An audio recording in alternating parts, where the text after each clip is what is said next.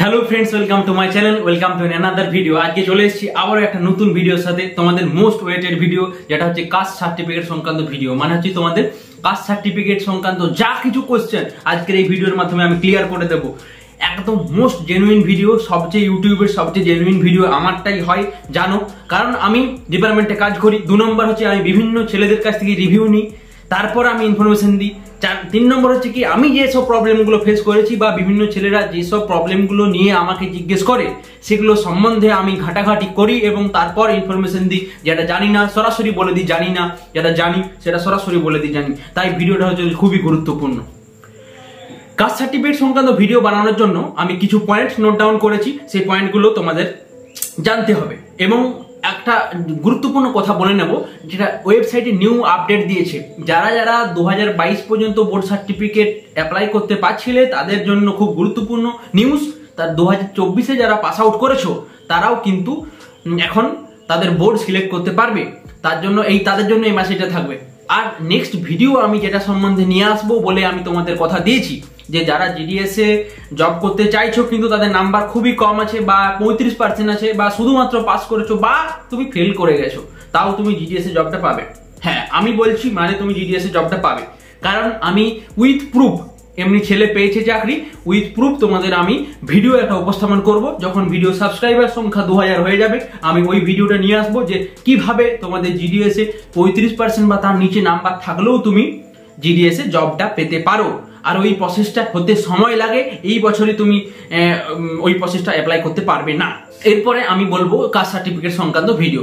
প্রথমে ভিডিওটা কেমন ভাবে শুরু হবে, প্রথমে ভিডিওটা শুরু হবে কিছু জেনারেলাইজ কথাবার্তা দিয়ে, অর্থাৎ কিছু জেনারেল টপিক আমি আলোচনা করব কাস্ট সার্টিফিকেট সংক্রান্ত।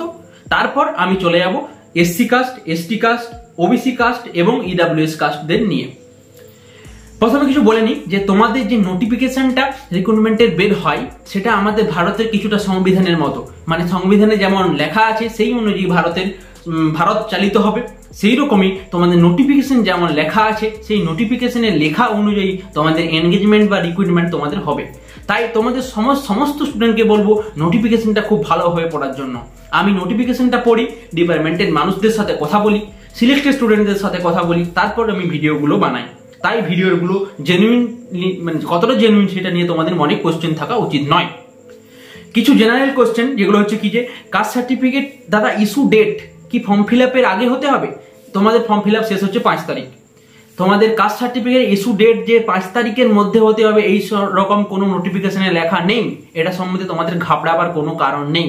কারণ হচ্ছে কি, তোমাদের নোটিফিকেশনে লেখা আছে যে কাস্ট সার্টিফিকেটটা তোমাদের ডকুমেন্ট ভেরিফিকেশনের আগে তোমাদের আপডেটেড কাস্ট সার্টিফিকেট সাবমিট করতে হবে, এইটুকুই তোমাদের লেখা আছে। অতএব তোমাদের ডকুমেন্ট ভেরিফিকেশনের আগেই যে কাস্ট সার্টিফিকেট থাকতে হবে তার কোনো মানে নেই। এটা আমি আগের ভিডিওতে আমি ক্লিয়ার করে দিয়েছি। তোমরা কতদিন সময় পাবে কাস্ট সার্টিফিকেট বানানোর জন্য? দেখো, এই জিডিএস এর ফর্ম ফিল আপ শেষ হলে 2 দিন 3 দিন চলবে আমাদের এডিট উইন্ডো, তারপর তোমরা কাস্ট সার্টিফিকেট বানানোর জন্য লেগে পড়বে। কারণ 1 থেকে 2 মাসের মধ্যে তোমাদের আসতে চলেছে জিডিএস এর রেজাল্ট, মেরিট লিস্ট আসার মোটামুটি 7 দিনের মধ্যে তোমাদের এই কাস্ট সার্টিফিকেটকে প্রডিউস করতে হয়। তাহলে তোমরা বুঝতেই পারছো তোমরা কতটা হাতে সময় পাচ্ছ, আর বানাতে কত সময় লাগে, এসসি সার্টিফিকেট, ওবিসি সার্টিফিকেট বানাতে কত সময় লাগে, সমস্ত ডিটেলস বলবো। ভিডিওটা সাথে থাকো। ভিডিওটা বড় হলেও এই ভিডিওটা জেনুইন ভিডিও এবং এই ভিডিও হচ্ছে বড় কিছু হয় না, ঠিক আছে? গোটা ইউটিউবে কোথাও ভিডিওটা নেই, ঠিক আছে?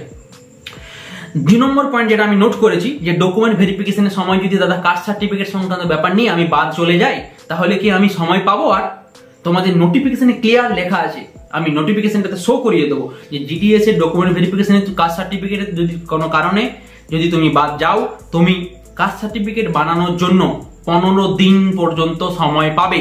15 দিনের মধ্যে তোমাকে কাস্ট সার্টিফিকেট বানিয়ে নিয়ে আসতে হবে।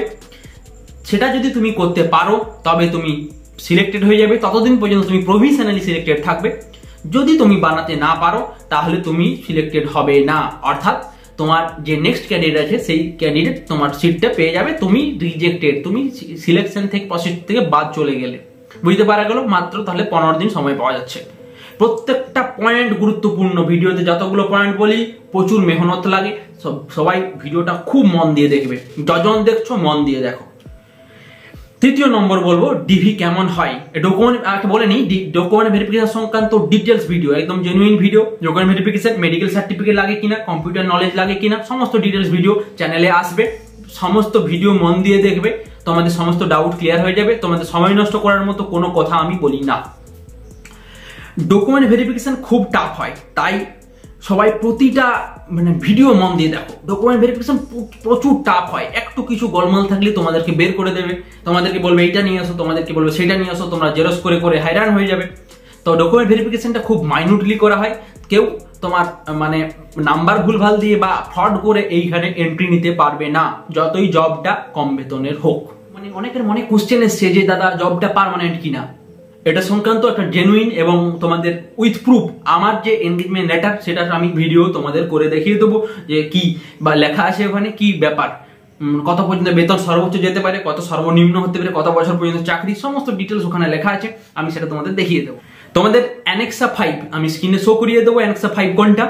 তোমাদের যে কোনো ডকুমেন্টস ভেরিফিকেশনের সময় তোমাদের নোটিফিকেশনে লেখা আছে অ্যানেক্সা 5 অনুযায়ী ফরম্যাট হতে হবে। অর্থাৎ অ্যানেক্সা 5 কি আমি সেটা স্ক্রিনে শো করিয়ে দেবো। সেই ফরম্যাট অনুযায়ী তোমাদেরকে ডকুমেন্টগুলো বানাতে হবে।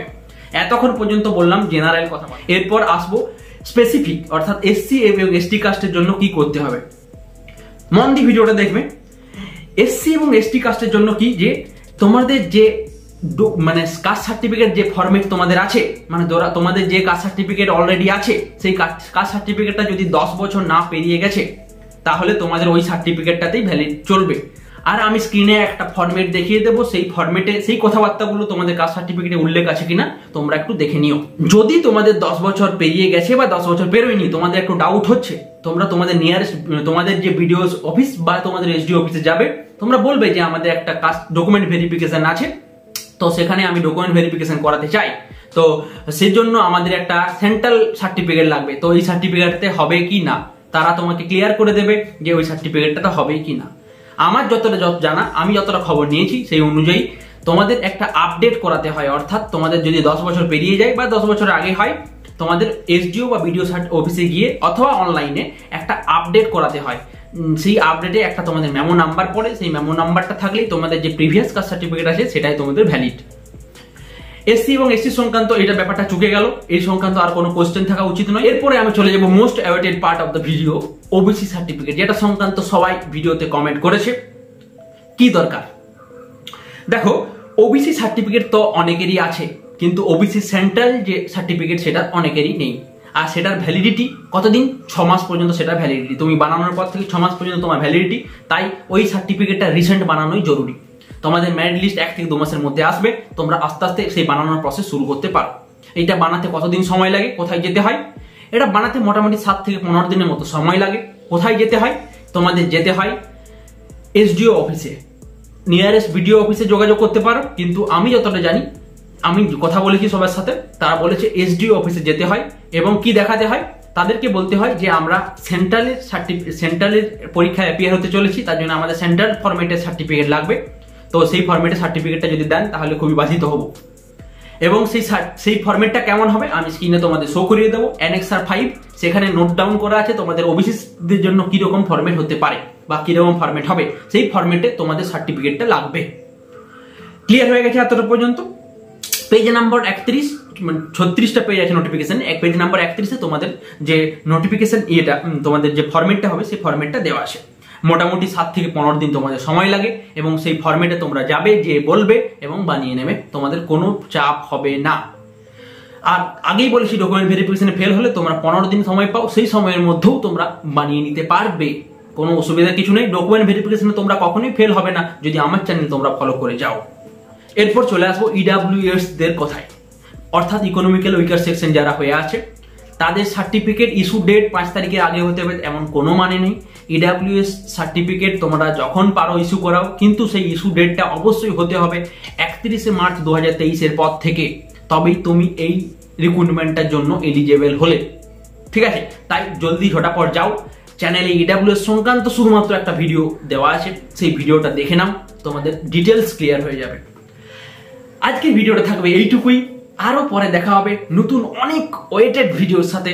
যেগুলো তোমাদের ডাউট আছে সেগুলো আমি সমস্ত ক্লিয়ার করব। তোমরা সাবস্ক্রাইবারটাকে একটু বাড়িয়ে তোলো, আমি তোমাদের একদিন লাইভে আসবো ফর্ম ফিল আপের লাস্ট ডেটের কাছাকাছি বা এডি টু উইন্ডোর কাছাকাছি একদিন লাইভ আসবো, সেই দিন লাইভে তোমাদের সাথে কথা বলবো, তোমাদের যে কোনো কোয়ারিজ থাকবে সেগুলো সলভ করবো। চ্যানেলটাকে সাবস্ক্রাইব করে রাখো, ইনস্টাগ্রামের লিঙ্ক নিচে দেওয়া থাকছে, সেই ইনস্টাগ্রামে ফলো করো, তারপর মেসেজ করো, এবং টেলিগ্রাম চ্যানেলে সবাই যুক্ত হও, সেখানে ইম্পর্টেন্ট আপডেট আমি সঙ্গে সঙ্গে দিয়ে দিই, তাহলে সেটাতে তোমরা উপকৃত হবে। আজকের মতো এইটুকুই, সকলকে ধন্যবাদ।